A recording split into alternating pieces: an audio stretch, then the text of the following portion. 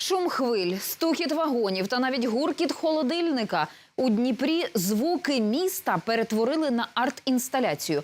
Для цього записані аудіодоріжки обробили в програмі звукового дизайну, а потім втілили у скульптурі. Щоб почути, як звучить місто, потрібно відсканувати спеціальний QR-код.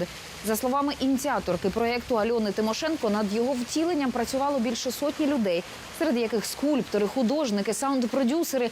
Арт-об'єкт у Дніпрі – це частина масштабного проєкту, який планують втілити у багатьох містах України.